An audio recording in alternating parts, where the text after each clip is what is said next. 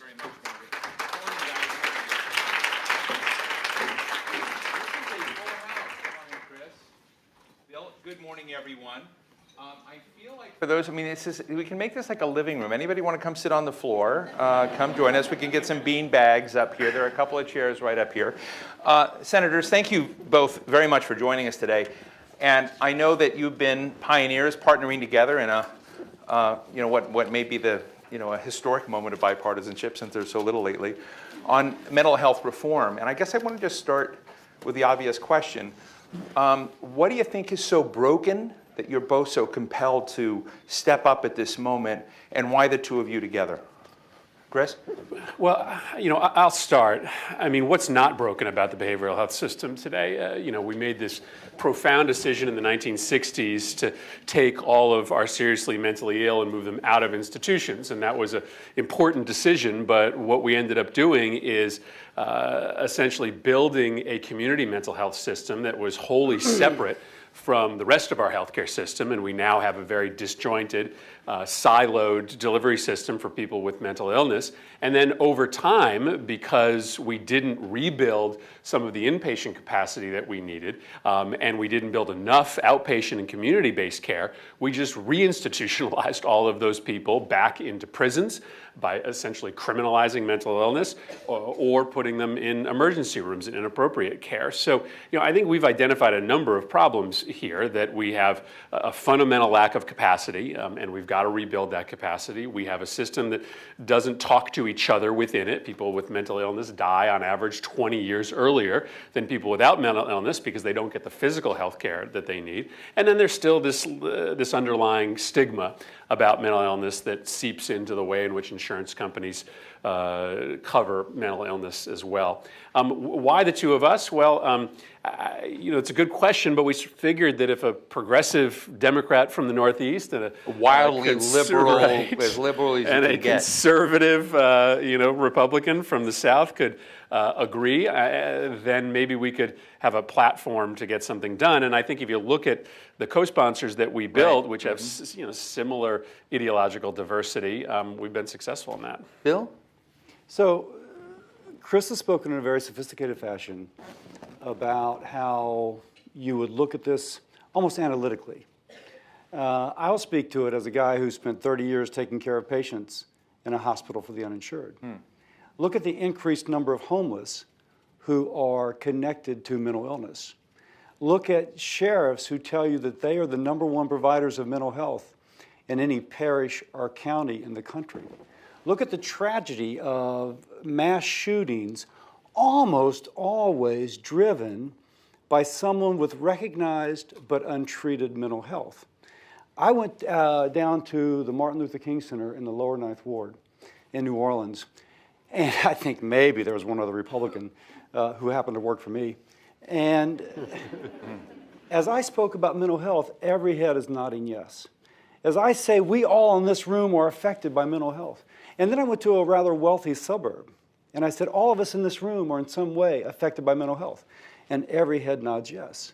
It cuts across. So the reason that we have someone who is a progressive and someone who's a conservative finding such large common ground is that everyone in this room is affected by mental health. How many of you are affected in some way by or touched by someone with mental health?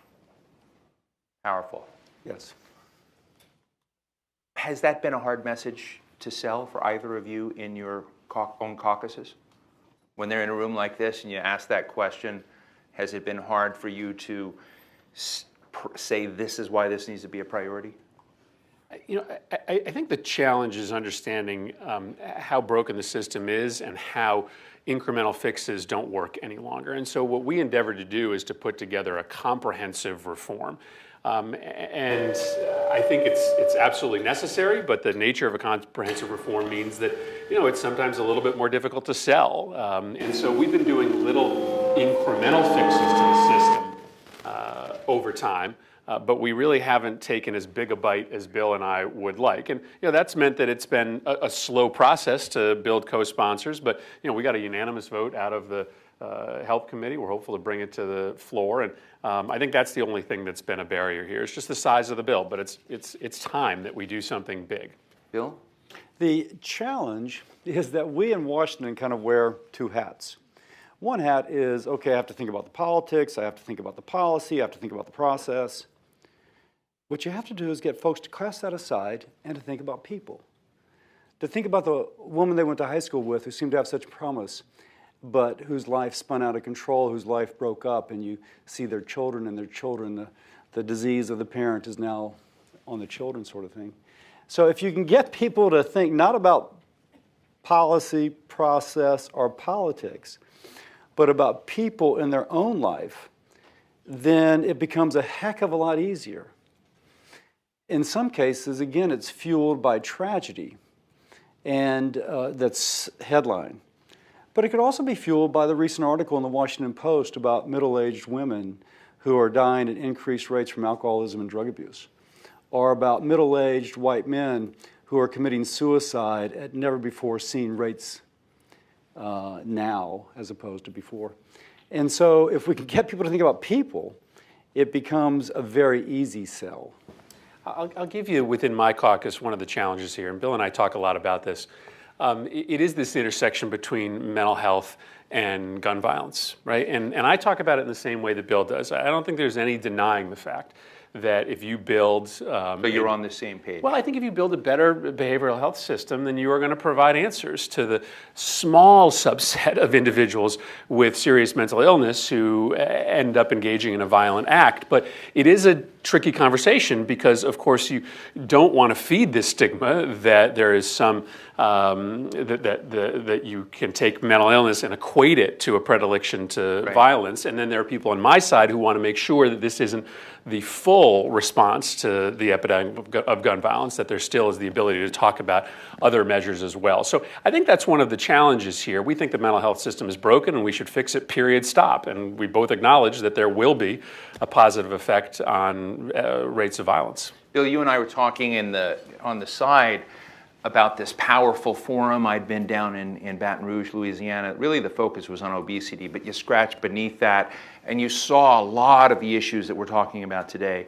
And you had this interesting frame, and I want you to share it because then you also talked about gun violence along those ways. So take us down that road for the... Both obesity... I said stop talking about it, save it for the stage because it was so good. Both obesity and mental health, if you will, are the bodies.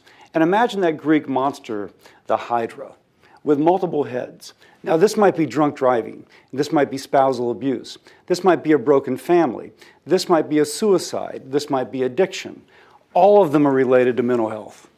If you slay the body, those heads die. You can say the same for obesity, but to focus upon this. And some reason we always want to look at this, that, and this. We need to look at that. If you address that, then everything else just kind of falls down. One of the things you guys try and do in your bill is to deal with privacy, HIPAA, disclosure, family involvement. I had the privilege earlier this year in Las Vegas of doing a forum with the National Council of Behavioral Health, and we called them uncomfortable conversations, and part of it had to do with privacy and how to do and we had folks on different sides of that. But as I understand your bill, you want to enable those who are concerned, those that are family members, to have greater access to a patient's information. Do I have that right? The most heartbreaking stories, amongst the most heartbreaking stories that we hear are from parents who have a young son or daughter who had a psychotic break. Who's an adult. Who's an adult, right, when they were 20 or 21. And because they are of majority age, the parent has sometimes a feeling of helplessness about trying to help their son or daughter get the right course of treatment, stay on their medication.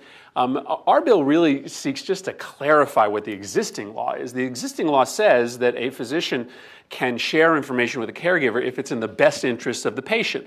But often physicians seem locked down or scared of the consequences of treading into HIPAA and privacy law. So our bill seeks to do some education and clarification on when it's in the best interest of a patient to share that information. For whatever reason, it doesn't seem to be happening, and it's essentially a double victimization because the person who's had that psychotic break doesn't get the help, but then their loved one feels totally on the outside because of this HIPAA HIPAA barrier that isn't as real as much as it's perceived? Yeah, so so many hands went up. I suspect what I'm about to speak of is a common human experience. But I'll relate it to a woman I went to high school with whose adult son has a psychosis, lives with her. And she brings him to the hospital, floridly psychotic. The doc will not tell her what his medicines are, when he should take them, and what his follow-up is. Now, he's still not together. She's the one who's going to manage his health. And he will not tell her what she needs to know. Is this in the best interest of the patient? Absolutely not. Now, we had a panel on energy and commerce when I was in the House, and we had experts talking about HIPAA and mental health. They're experts, and they started fighting among themselves as to what was the correct interpretation. And I said, wait a second. Imagine you're the ER physician, 3 in the morning, you've got 10 patients waiting to see, and one of them you have to be concerned about HIPAA and mental health. That ER physician, she is not going to sit there and say, well, let me call an attorney and figure this out when the attorneys disagree among themselves. She's going to say, I can't talk to you. That's the default. Let me give credit to Chris, because Chris was very sensitive to this issue. And as we look more and more at the HIPAA, we think that there is enough there that, if explained properly, that we can go a long way to where we wish to be, to where that mother, if her son had diabetes and had to be told about what drugs to take and when follow-up was, would be told. And if he has a serious mental illness, in the same way as if diabetes, she will be told these are the medicines, et cetera, et cetera, et cetera. So I want to give Chris real credit for being sensitive to that issue. I think we've gotten a sweet spot on it. So does HIPAA, we do a lot of forums on healthcare, and some that have nothing to do with mental health. They just have to do with big data, doing better health outcomes, sharing information. And HIPAA comes up all the time, and I was surprised to see how prevalent HIPAA is in this discussion about giving family members. As you know, Norm Morenstein has written a prominent public intellectual in town about the loss of his son, and largely tracks with the story you just shared, Chris. But does HIPAA need to be, does HIPAA just not working? I think that what Bill's talking about in terms of the sweet spot is I think what we try to do, which is education on what HIPAA is and what HIPAA isn't, right? HIPAA has become, at least in the mental health space, a monster that you can't get around because nobody wants to get into the business of interpreting it. We feel that that best interest standard can work as long as physicians are confident about what that means and are confident that they'll have some protection. You have to seduce them into thinking what it's about. Because what he's saying is that the doctor can turn on C-SPAN and watch a crazy debate of 3 people who don't know what HIPAA means. Just say forget about it. Yeah. But there's still a good reason for why HIPAA exists. We don't want to completely open the doors to having physicians be able to share at will information about a mentally ill patient. You shouldn't assume that everyone who has a mental illness diagnosis that comes into a hospital should be able to have their information easily transferred to a parent. There are certain circumstances in which it absolutely isn't in the best interest of the patient to have their information shared with a caregiver. So you've got to have a protection. You've got to start with the protection, and then you've got to give the primary caregiver, the primary care physician, the ability to get around it. Now, let me ask you a question. Some have criticized this bill as not being enough. It's a step forward, but just not enough. And I get the sense that you share that view, even though you're a co-partner, that you think it'll move politically. But what are the missing pieces that you think are untouched, undone, part of the load that still needs to be considered? I think one thing that both Chris and I feel strongly about is that you'd like to do something about the IMD exclusion, or the limitation upon the number of Medicaid beds. The Institution for Mentally Disabled. Right. And so it's limited right now, 16 per facility. Dates back to what Chris referred to earlier, which is way back when, one flew into the cuckoo's nest, large warehouses for the mentally ill. Well, we've had a little bit of an overreaction. And so now there's not enough beds. And folks who clearly need treatment end up being warehoused in emergency rooms, which mean people with true emergency conditions cannot be seen. So we would like to address that, but frankly, it scored poorly, and we've got to accept what we can get as opposed to wish for the better and get nothing at all. I think it's really, I mean, it's a question of resources. We have a commitment from, both Democratic and Republican leadership to work on this question of finding additional resources once the bill comes to the floor, and we're going to hold them to that. But, we just make the case over and over again that you are spending bad money instead of good. I mean, if you take a look at the top 5% of Medicare spenders in this country that we're all paying for, it's not a diabetes diagnosis alone that gets you in that top 5% of spenders. It's a diabetes diagnosis along with a depression diagnosis. If you, and Bill sort of talked about this Hydra, if you look at the most expensive patients that we're all paying for, there is a mental illness diagnosis attached to many of them. And so we're going to continue to push for more resources, inpatient beds, outpatient beds, because we actually think that that is going to save the overall healthcare system billions of dollars if you make that upfront investment in mental health. There's actually a paradigm for that right now. In San Antonio, the sheriff, she has set up a jail diversion program. So imagine a fellow urinating on the street, police pick him up for indecent exposure, recognize that he is mentally ill. Instead of bringing him to central lockup, they bring him to this diversion. And there his mental illness is addressed. And taxpayer dollars are not used to incarcerate somebody. By the way, the mentally ill, the best place for them is not central lockup. They need a sedate place, not a place with less sedate. And so that said, you're saving a lot of money for the taxpayer. But it is the local and the state taxpayer, it is not the federal taxpayer. So we score poorly because we have a silo between the federal and other forms of taxpayer subsidized care. I wanted to ask you a question, but sometimes I like how you both sort of talk about real people. On the Atlantic website, we have a section called Notes, and it is sort of our engagement with people who are out in the real world. And we got this surprising comment from someone responding we were going to be doing this forum, and she writes, "I'm a woman, and I've cried at work at least on three different occasions.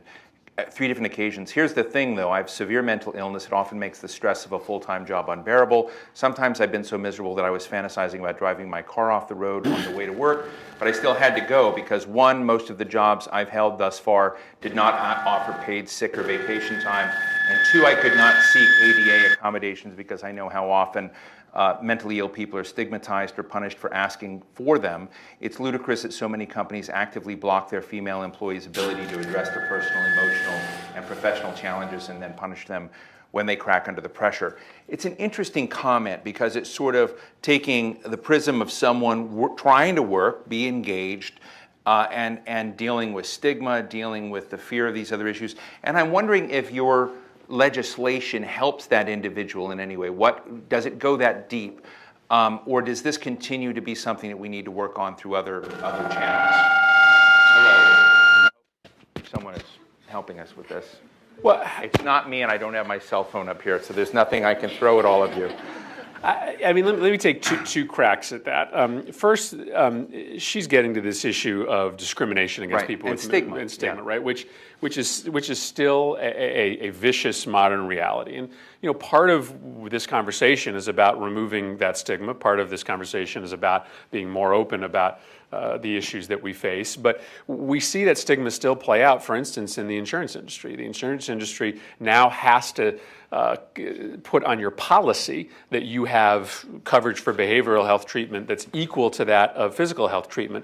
But in practice, the insurance companies still discriminate because they put up lots of bureaucratic hurdles to mental health coverage that they don't put up to physical health coverage. Right. Our bill gets at that discrimination that's still happening in insurance companies. And I think if we're... Does it create penalties? So it will create a set of guidelines for insurance companies so that they know when their bureaucratic hurdles have now become essentially in violation of the mental health parity law and would audit plans that have a number of abuses in that respect. So, if we can continue to break down some of the discrimination that's happening in the healthcare system, then we think that will seep into the private sector as well. But, I've had 12 different public forums in Connecticut on this issue. I just think the more that we continue to talk about this, the more that that patients, the people with lived experiences are coming and speaking out in the open about this, the more we push away that stigma. Senator? So let's unwrap her a little bit. Right. It may be that she has a long history of mental illness, but never at the critical time was she given the resources required for it to be appropriately and finally addressed and for her to be able to live on this platform of health. Right. Recently saw a friend who 20 or 30 years ago, his brother had a psychotic episode. The family had means. They were able to bring the resources around his brother so that he's never had another. He continues to live life in a wonderful way. So one thing our bill attempts to do is increase access. Mm-hmm. And by increasing the access, hopefully, going back to root causes, when she has her first major manifestation of mental illness, will have the appropriate care so it does not linger through life. Secondly, we also, in our bill, promote science. We are trying to get so that best practices are communicated across many platforms. If the best practice is that an employee who has what is called presenteeism, she is there, but she is not working. This reminds me of my daughter sometimes doing homework, but anyway, that's it. She is there and she is not doing, she's not able to work. And in our science, we can show, wait a second, if you take someone out of that environment, you help them recover, then you put them back in, the productivity gain is such that it actually behooves you to remove her, to correct her, if you will, to bring her back to wholeness, I should say, and then to allow her to return. Then I think we also get at it in a different way. And then I'll finish by saying once more, the stigma. I'm a doc. Mm-hmm. Mental illness is a diagnosis. Right. It is not a moral failing. It is something which we can address. Just as diabetes, just as hypertension, just as hypercholesterolemia, just as HIV, just as hepatitis C. It is something that we can address.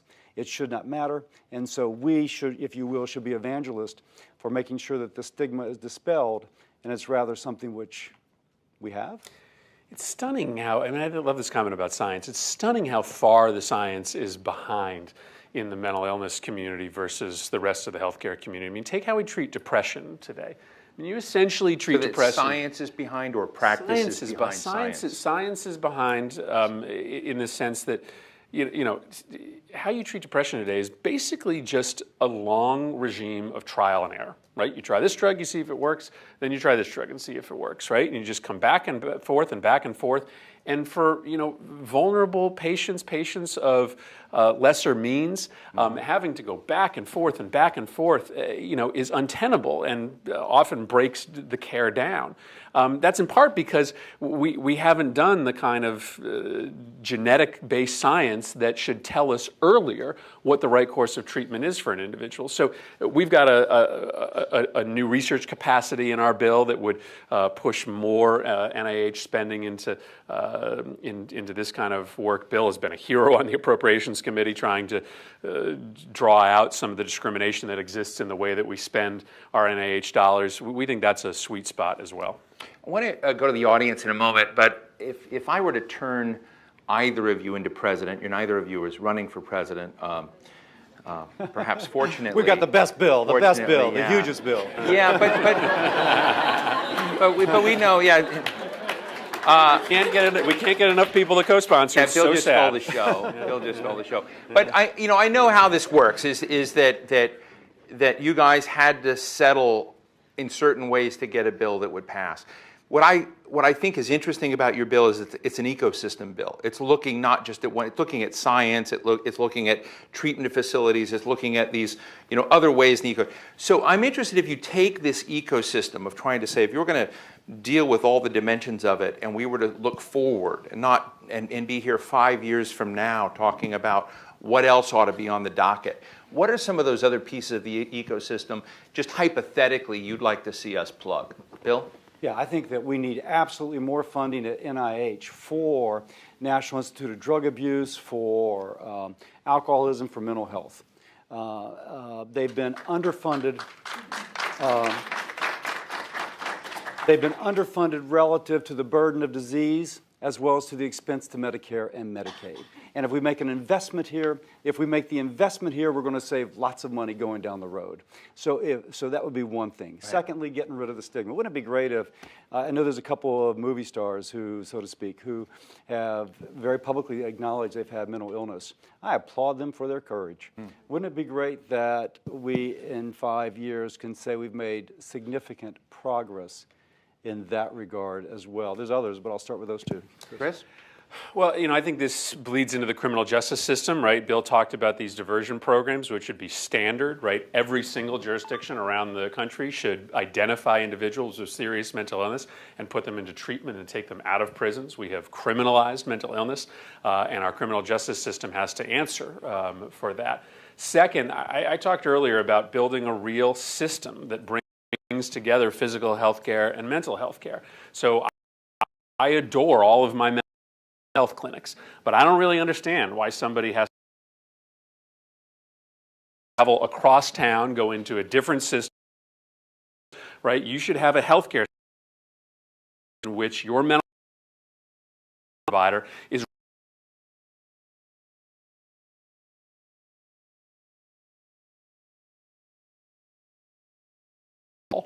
from your physical health care provider, and the two are talking to each other on a weekly basis about your care. Now, we have all sorts of ways that is prohibited from happening by the way that we fund mental health treatment. One of the provisions in our bill, for instance, eliminates a just unjustifiable rule that says if you see a physical health care provider on one day, you can't get reimbursed for seeing a mental health provider on the same day. You'll either have to go home and come back the next day. So I'd love 10 years from now to have a whole integrated healthcare system, not a healthcare system that takes care of your brain over here and a healthcare system that takes care of the rest of your body over here.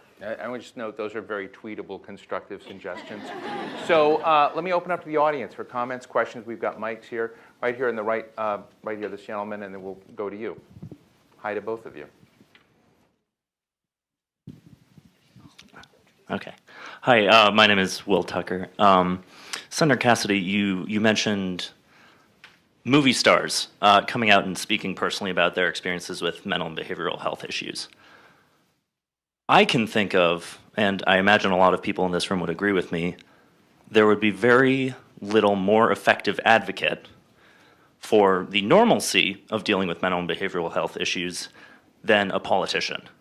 How can we create an environment in which a politician can run for elected office and win while openly acknowledging their struggles with mental and behavioral health and not have that be a point against them in an election? Great question. So I think it depends, just speaking intuitively, upon the time frame in which this occurred. If he was a college junior and he had an episode which had a problem, and now 30 years later, we have his whole resume to look at to see that he's behaved appropriately and even with compassion and insight because of this episode which he had, I think that would be a compelling story for lots of folks. Clearly, there's some who have a difficult time even with appropriate treatment, and it's probably fair of the voter to say, well, wait a second, last week you had something in which you were erratic, so therefore this week we're not sure we should vote for you. I get that. But it's going to be where, and believe me, you know everything about my life if you want to, right? I mean, you know my shoe size. So in one sense, if somebody does run for office, and this is part of their history, in that campaign with a Google search, you'll probably find it. And so I think we're going to be confronted with this, not just as a theoretical, but as a reality. This lady right here at the... Okay, hi, I'm Michelle Rios. My sister happens to work in the state of Maine. She's a licensed clinical social worker and has worked in mental health for about 25 years and runs one of the largest community-based health systems. And one of the largest frustrations, and I'm sure you've heard from your work back in states, is that because of the lack of funding and the cuts that have been made at the state level, there are no diversion programs. With these larger institutions closing, she spends most of her weekends looking for temporary Band-Aids, trying to put the worst cases in lockup systems because they're safer there than they are at home with their families for those that are at the most risk. In terms of the diversion program that you referenced, what would be the ability to get those in sooner? I mean, I've seen firsthand what's happening in terms of risk to both those mental health workers and their families and trying to even make room for them in lockup. Great, thank you. Diversion programs. Well, you know, we're cutting off our nose to spite our face here. So we're cutting the dollars for these outpatient programs, these short-term inpatient programs, but our Medicaid budget continues to spiral, and our jails continue to fill up. So it's making the case to states that this is money much better spent early on rather than later. Now, some of these individuals do need a short-term inpatient bed, and that's why Bill and I are so concerned about this issue. We've lost 4,000 short-term inpatient beds in this country since the recession. And so when you don't have that inpatient bed available, then the closest inpatient bed is a prison bed. And so if we're successful in getting this IMD issue fixed, then I think there are going to be more places to put people who need that short-term bout of stabilization. Bill? We are in this bill trying to improve federal leadership and accountability on behalf of those patients. But that is not the substitute for increased leadership and accountability on the part of locals. I've referenced the San Antonio experience where the sheriff, she has put together such a diversion program, but I can speak more in detail regarding something they're doing in St. Tammany Parish, Louisiana, where the parish president, the sheriff, and the local hospital, service district, hospital service district, so get the have broken down the silos of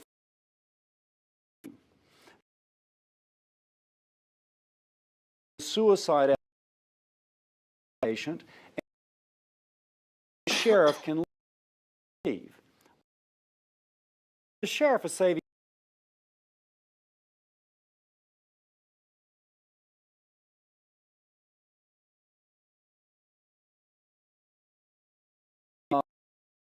in the till, if you will. We're not in Colorado.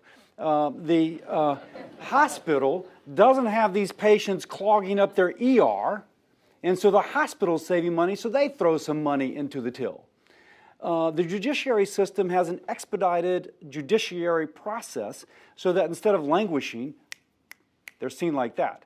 And the parish itself is investigated and is invested in some mental health beds, and so that there's actually a place for them to go. They throw something into the till. So partly what we need is for state and local government to recognize that if everybody sits in their silo, then everybody is going to, in a sense, be strained.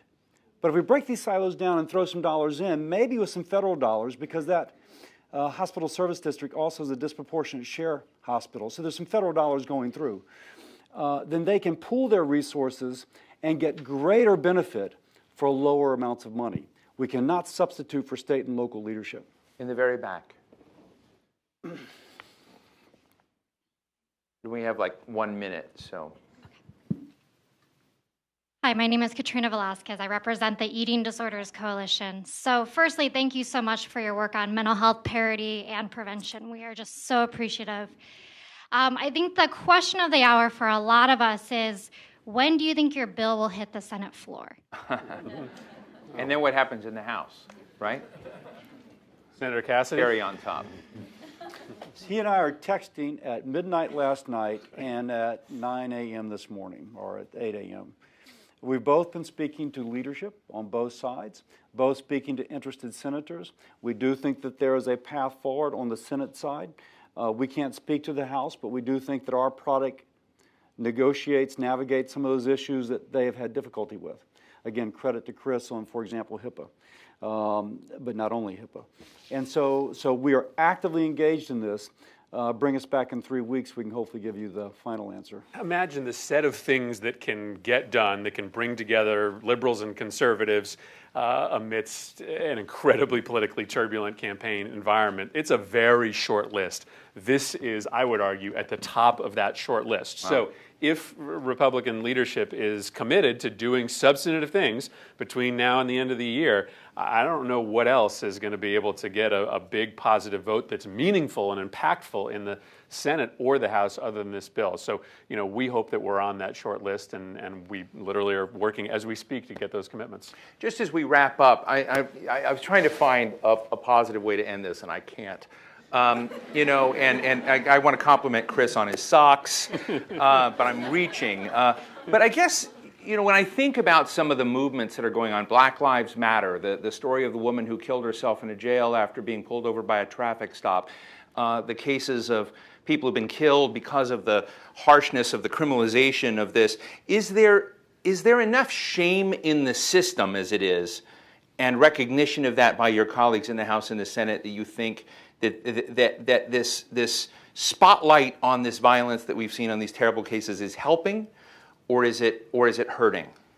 Real quick answer. I just think this is such a personal issue that I almost don't think you need that outside pressure, right? There's every member of the Senate who has a personal story about somebody who has been harmed by a system that doesn't work.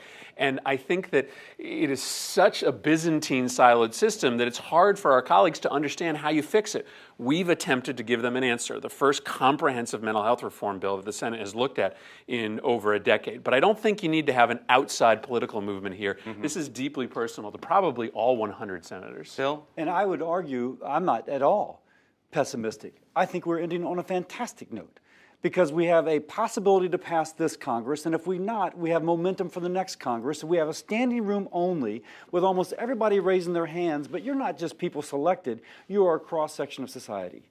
The more that we have elevated that fact, the more that we are going to be victorious. St. Paul says we go from glory to greater glory, from success to greater success.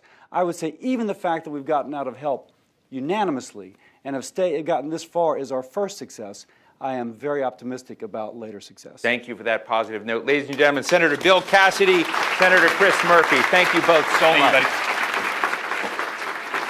Thank you, Steve. Thank you, sir.